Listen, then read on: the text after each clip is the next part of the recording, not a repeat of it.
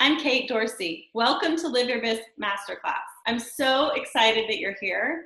I've got Ani Anderson here today, and I'm really thrilled to talk to her. Hey, Ani, how you doing? Hi there. I'm good. Thanks, Kate. Ani, can you tell us a little bit about how you got started doing the work you do? Yeah, I'll try to give you this short story. So I started as an occupational therapist, and I worked with people who had pain. Actually, I started in the Western medical system, but that didn't last very long. I am an entrepreneur at heart. So anyway, started in the Western medical system, and then I began my own private pay, private practice as a rehabilitation professional, holistically based. And so my husband and I, my now husband and I are business partners, but back then we were both doing very, very similar work, but we didn't know each other. So he had worked in the Western medical system. He had left to start a private practice. We were both doing holistic care using energy medicine and things like that to help our clients heal. And before we knew each other, we were both getting these profound results with people and really asking some questions about what that was about. Why were we able to help people in a very deep and meaningful way? And what I mean by that is we became known as the people who the doctors or the therapists or even the psychotherapists in the area could send people to when they didn't know what was going on, and we could help the client. So anyway, eventually we met and we're like, you do what I do, but wait a minute. And so it made sense to start doing some work together. So that's how I got started. My background's in holistic medicine, and went and found coaching and mindset work from there. That's so cool. I love that you guys do it together too. Yeah. Yeah, it was pretty wild. I mean, quite literally, I didn't ever meet anybody who did work exactly like I did. And then I met him and was like, wait a minute, how is that possible before we even met? We're on the same path. That's just incredible. I love when things like that happen. Yeah, Like amazing. It reminds me of the magic in life. totally. You guys do, you guys have kind of a different approach to mindset work. Could you tell us a little bit about that? Yeah, we have a process called sensation-based mindset work, Kate. And so when we entered into the personal development field rather than in the wellness space, really entering into more of achievement rather than rehab, what we noticed was that people were talking about this thing called mindset. Honestly, I had never heard that word before. But once I started looking into it, I was like, oh, that's what we do. Right. Except for, right? But everybody else, it seemed, was talking about mind in terms of the intellect. And the classic thing is this thing between your two ears. But what we knew to be true from our years of experience was there are a few different aspects of mind that not everybody is familiar with. So one aspect is the body mind. Another aspect is the heart mind. Another aspect of mind is the intellect, of course. And then the last one, there are four. The last one is this divine consciousness, like whatever it is, it's greater than us. So those are the four different aspects of mind that we just always addressed with our clients. But when we made it into the personal development industry and started learning about mindset, we realized not everybody was talking about those things. But what we knew was that every part of us is intelligent. There was inherent amazing intelligence in the body. There was amazing intelligence in the emotional life and the others as well. So we developed our own mindset system based on those four aspects of mind, incorporating them all, not just the intellect, but using the intellect to help the whole. It's a very holistic approach. Can you tell us a little bit more about like what is body mind? What is the heart mind? I feel like we all know what intellect is. And I hope I'm not making an assumption when I say I feel like we all know what divine consciousness is, but yeah, I think you're right. Most people do. Most people know, like, I'll start from the top. yeah, The top, right? So most people know, like, there's something greater than me. I don't know what it is. And people have different ways of tapping into that. So there are lots of different ways to tap into that. One of our favorite ways to tap into that is divine intelligence through natural law. So that's just one of our favorite ways. But like people have all kinds of ways to tap into divine intelligence. The intellect, most people understand. The body mind is this notion, and body mind and heart mind are similar, that they all live within us is the thing. They all live in this thing, right? But the body mind concept is that Our body is inherently intelligent. Every single cell in our body has intelligence, and our body speaks to us through our sensations. And when it does, we can pay attention to that and use it as information. So I just said a word that's really important here, information. Because oftentimes when we feel sensations in our bodies, like almost all the time when we feel sensations in our bodies, we're cued into, oh, like there's something wrong with me because I'm feeling something. Like, try not to get on too much of a tangent here, but even in my years as a holistic practitioner, people would come in and they'd say, I'm having a problem. And I'd say, describe the problem. And they'd say, well, I'm having this feeling in my body. It feels like this, and nobody can figure out what's wrong with me. And I have a very different perspective on life than everybody else. So my next question was like, why do you think something's wrong with you? You're feeling something, right? Because it doesn't always have to mean that something's wrong with you. But if you think something's wrong with you and you keep going down that track for long enough and you keep doing tests and things like long enough, eventually they will find something wrong with you, because that's what like the tests do. They find something wrong with you. But there was a lot of times where we could take the sensory information that somebody was feeling and help to figure out how the person could use that for their growth and development, not to make it mean that something was wrong with them. So that's just an idea of how the body mind works. And honestly, it's a really interesting study to look at the body mind, because the body mind works incredibly metaphorically, unbelievably metaphorically. I'll give you an example. A lot of women have neck and shoulder pain. And so if I had 30 seconds to assess what was going on with somebody, and I had somebody say, my neck and shoulder hurts, I would say, do you feel like you have the weight of the world on your shoulders? And every time they're like, yes, how did you know?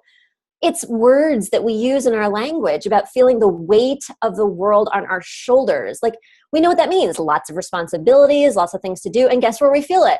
The shoulders. So the body works very metaphorically like that. And when we use the metaphor of the body, we can get insane amounts of information to help us, again, with our growth and development.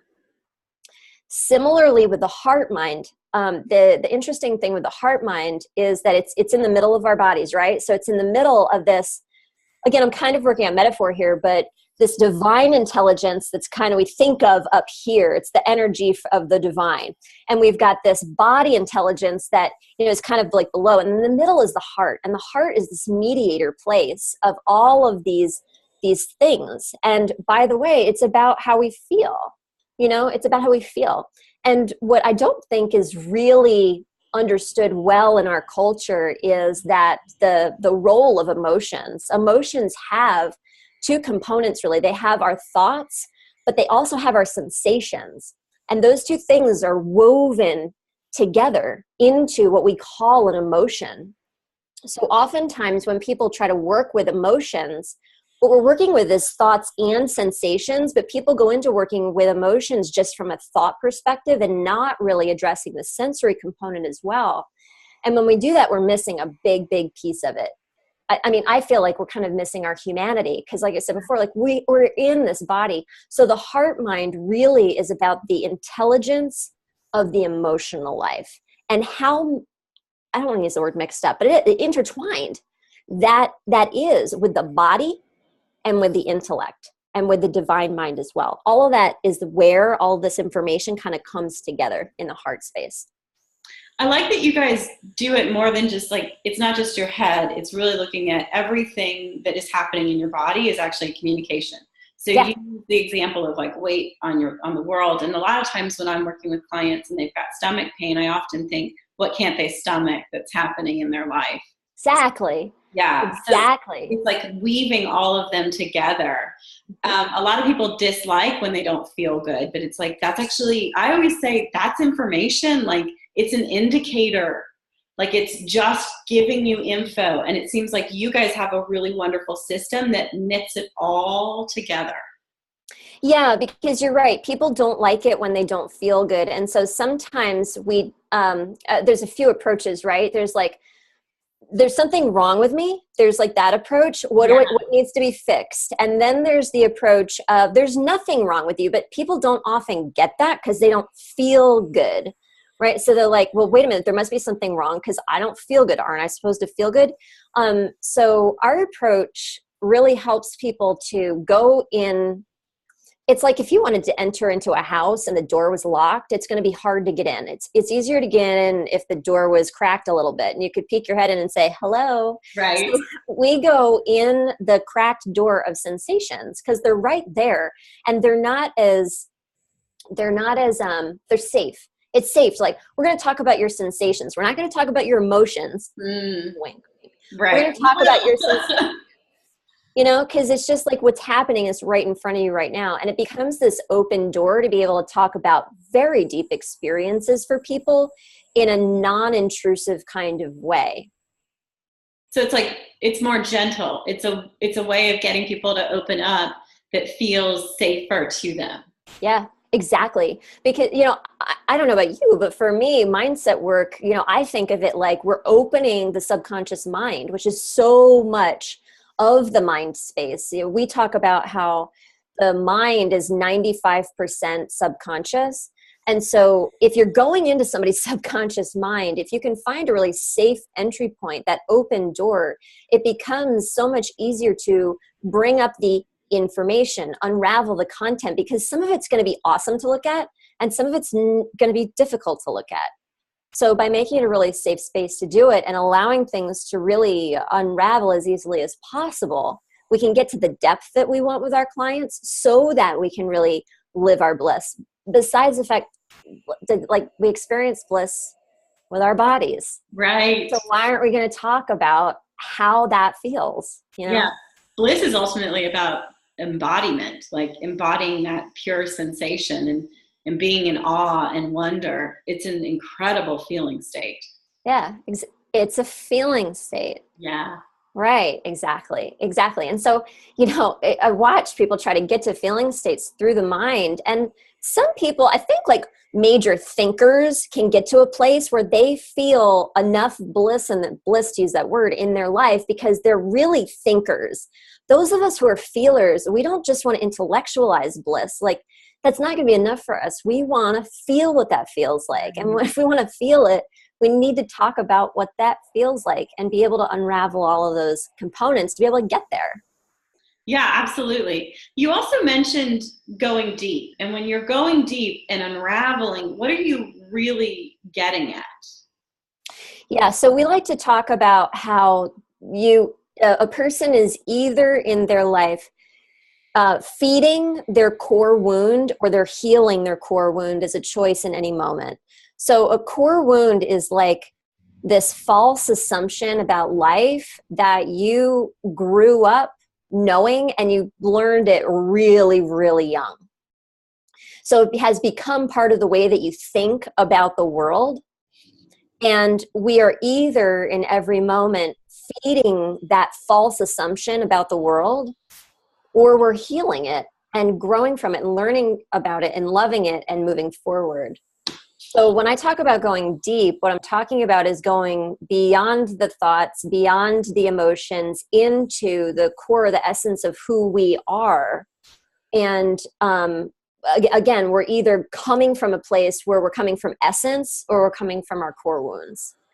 So can we transform our core wounds? What I mean by that is it possible for us to really dig in, begin to understand the assumptions we've been making and how it's been showing up in our life, like the evidence of it? And then is it possible for us to start to transform it so that it begins to be something that's not, that we change, so it's not so much our reality anymore? Yeah. So when you ask that question and I hear the word transform, I hear in it, and maybe not from you, but from how people ask this question of us, when I have talked about it with other people, what they're trying to say is like, will it go away? Yeah. Right? Can we make it go away, please, for good, forever? And my answer to that, and I think people would answer this differently, because my answer is coming from my experience, both with myself and all the people that I've seen.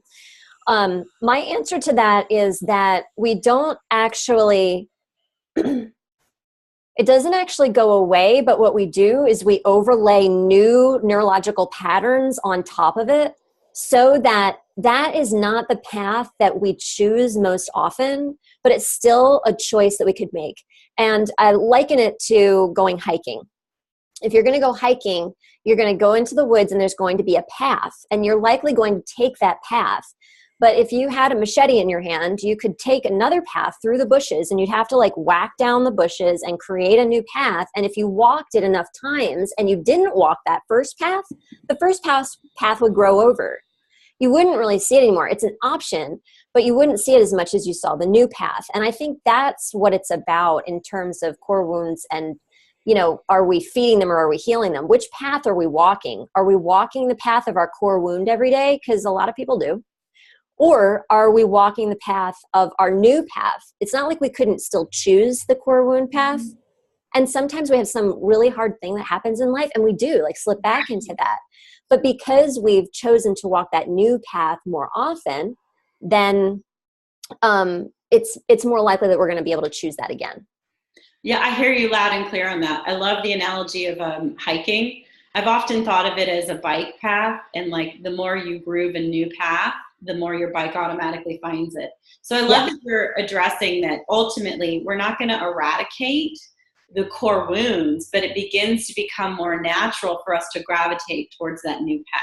Yeah, I think that's really important, because if we think that there's a place that we can get to in our lives where it's gone forever, the danger in that is that if and when it does come back, we're totally blindsided.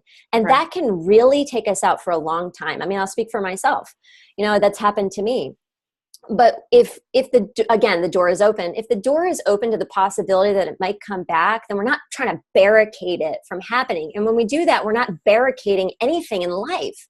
We're allowing like anything in life to show up as a possibility. And by the way, if it does show up again, I have some experience with it. I know how to handle it. It's okay. Right. That we can actually ultimately deal with it. A lot of times what I would say too is that as you work on healing it over and over, and it does become kind of this like clustered path that's all weedy now and grown over, it takes a really massive thing to trigger it. Yeah, absolutely. I would totally agree with that. Yeah, it's a skill, right? Like mindset and transformation is a skill, and it's not one that we learned in school. Most of us didn't get taught this by our parents. So as adults, we have the opportunity to learn the skills in transformation and changing our mindset. I think that's really important to know, because a lot of people start to, you know, enter into transformation for the first time or the second time or the 10th time, and they think, I just don't get it. I just can't do it. And like, you know, there are other skills that we would never do that on. You know, if I wanted to learn I want to learn how to windsurf. I'm not going to go out there for the first time with new equipment or scuba dive, you know, and like have no idea how to use the equipment and then say to myself, I suck at this and I'm never going to try it again. No, I just didn't learn. Right. And transformation is a skill. I love that. I so totally agree with it. I just started an improv class. Yeah. So it's being really comfortable with failing. Like it's okay. And like ultimately, like, because I have high self-awareness, I know that I'm not walking in and I'm going to be like somebody who's been doing improv for 20 years. And I can't stop laughing. So I'm really looking forward to when I develop the skill of being able to like stay in the scene. Yep. So mindset is a skill. And I wish people would understand that, because when they start to realize that this is something that they can learn, it's really empowering. Yeah. Oh, it's so empowering. Otherwise, our mind is closed. You know, if we don't understand that, then we're stuck with a closed mind, and you can't get to unlimited possibilities with a closed mind. No, you've already shut it all out and down. Totally. It's been a big, you know, learning for myself in my life. And I'm a person who prides myself on my expertise, and it has definitely, like everybody, been difficult to fail and to be comfortable with it. But like you were saying about learning, you know, we learn and we get so much better at it. And I can just like try something new and laugh at myself and get back on the horse. And like, you know, it's so much easier now, but it's a skill that I have developed. I've practiced. Yeah, honestly, learning to, I think they call it like fail forward. Learning to fail forward is ultimately about like, oh, okay, this is going to be okay. This is not a direct reflection of me or my value or my worth. this is just, I don't know how to do this. And Yeah. why would I know if I've never done it? Yep. Nobody is like, go make a cake if you've never cooked a cake and expecting it to be like amazing and delicious. Yeah, exactly. Although, Exactly. yeah, I think Betty Crocker did try to help us with that. Yeah, she did. She yes, did. She's very good. I appreciate her effort. I'm with you on that, Kate. And then I have another question. In terms of us starting to gain more awareness of what our body is actually saying, is there a tip in doing that? Yeah, I'm going to give you a tip that not everybody's going to like, but I'm going to tell you anyway. Okay, all right, let's do it. Oftentimes people think that their body is just their intuition telling them what to do. And I'm going to totally say that that's not necessarily true. That sometimes your body sensations are the bubbling up of your true essence, giving you messages. And sometimes your body is simply the blocks in your subconscious mind coming up to get you to stop. I think that's really important to say, because I have met so many people who would tell me, oh, my gut says no, or, oh, I don't think so because blah, blah, blah. My body is saying, and, most people, it has been my experience in my 20 years of doing this, don't actually know the difference between when they're getting an essence sensation, let's say, or a subconscious sensation. And so I think it's really important to open up that conversation, because our sensations, our subconscious mind includes our body. So when we're talking about blocks and we're talking about conditioning, we're talking about programming and all of those things, like it also happens in our body. So now everybody wants me to give them the answer about like how to do that. Right. And it's not an easy answer, to be perfectly honest. Again, it's a skill. So one thing I would say is open up your mind. Instead of having a closed mind, open up your mind and be curious when you feel a sensation. Is this sensation really helping me to live into the best, fullest version of who I really am? Or is this a sensation that's coming from my conditioning? I mean, that's really the first step, to wonder where it's coming from. I love that you shared that. Clearly, I'm like loving everything. I am so fully on board with getting curious. And the other thing is that I would share with that is that really what you're addressing is that sometimes when our body sends us something, it's the fear. It's the fear that keeps us playing small, or the fear, because our bodies are guided to keep us surviving. It's their heck yeah. Number one job. And I'll piggyback on what you just said and say that fear shows up in a lot of different ways. Fear shows up as fear. It shows up as anger. It shows up in overconfidence. It shows up as overcaring. It shows up as guilt. It shows up as shame. Like that's just a number of different ways that fear shows up. And it boggles me, both from my personal experience and watching my clients, to see how fear can disguise itself as so many different things. I was a person who, years ago, I would tell you I didn't have fear.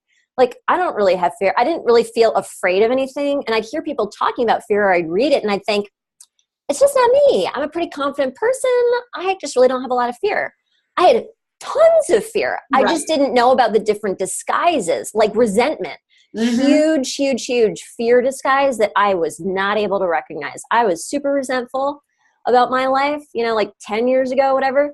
And no idea that was a sly disguise of fear. Would you say overwhelm is a disguise of fear? Heck yeah. Yeah, because people love that word. They're like, no, I'm too overwhelmed. And I'm like, you're just shutting it down. You're playing small.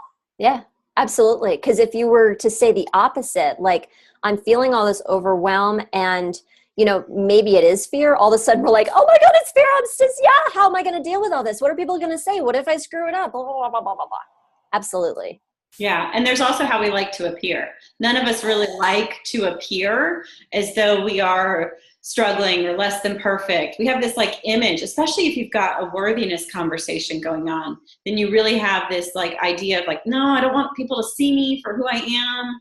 And cover all that up, which is, a worthiness conversation is ultimately a core wound. Bingo. I'm so glad you said that, because it's true. Our core wounds are really coming back to, am I lovable or am I worthwhile? And if we have any question about that, that's going to stimulate that. Nobody wants to look like they don't have their stuff together. Nobody wants to do that. And then when, I don't know about you, but get a client behind closed doors, and like the greatest fear is I don't have my stuff together and somebody might find out. And like, I get that. Yeah. I used to feel like that too. Yeah. All the time. Yes. No, I don't always have my stuff together. I'm happy to say that. I was just doing an interview the other day and somebody said, do you ever fall into, these pits that other people fall into? I was like, are you kidding me? Yes. Like all of us go through stuff. That's life. Yeah. I'm human. Like last night when I locked my keys in my office. Oh, jeez. Exactly. Like, wonderful. Okay. And I had a choice. So it was really cool because I had improv and I was going to be late, and I sent messages and I was like, what do I really want to do? I want to go anyway. Like, okay, so I'm 30 minutes late. Like I literally had to walk home, get a spare key to my car, walk back, text a bunch of people trying to find like a way into the office. Because I'm like, okay, well, my car keys, my house key, like thankfully I had a hide a key. Hopefully nobody knows where I live. So like, but it was just like, it was like, it could so easily have been this, I'm going to make this excuse. Yeah. And say, this is too hard. This is too difficult. Yep. And I decided not to, because I mean, it was easier because I was like, I want to go to improv. But really, like, there are so many, like, of course that happens. Of course. Yeah. We all of us are human. We go through it. Yeah. And what do you want to feed? I love that. Feed or heal. Do I want to feed that? Here we go again. I can't believe you did that. Exactly. You're so stupid, or whatever it is that comes up. Such an idiot. Mm-hmm. Or do we want to say, okay, how are you going to solve this? Yeah, exactly. Yeah. We always have a choice. Yeah, all the time. Oh, I love this. I know you have a free gift for our audience. Would you tell us a little bit about that? Yeah. The gift is our conflict equation. So at Practical Alchemist, we help people to eliminate the inner conflict and negativity that is standing in the way of what they want to accomplish in their lives. And we've found that there's a way to tie back how much inner conflict people are dealing with to bottom line number, to money. Wow. So if you want to find out how much money you're losing to inner conflict, check out the equation, and you can go through and do that. It's pretty phenomenal because you'll get to see, quite literally how much money you're losing, how much money you could recoup. Because we think we have to go out and like, if we want to make more money, we've got to go do something new. And, sometimes that's true, but sometimes it's just about changing what's going on in here. And then you're available to more resources to show up. So that's what that is. It's pretty cool. Guys, that's so cool. Just scroll down. There'll be a free gift button. Just click it and it'll take you right to Ani's free gift. Hey, if they want to find out more information about you or interested in working with you, where should they go? Yeah, our website's www.practicalalchemist.com. And that's where you'll find myself, my husband, Brian, and information about sensation-based mindset too.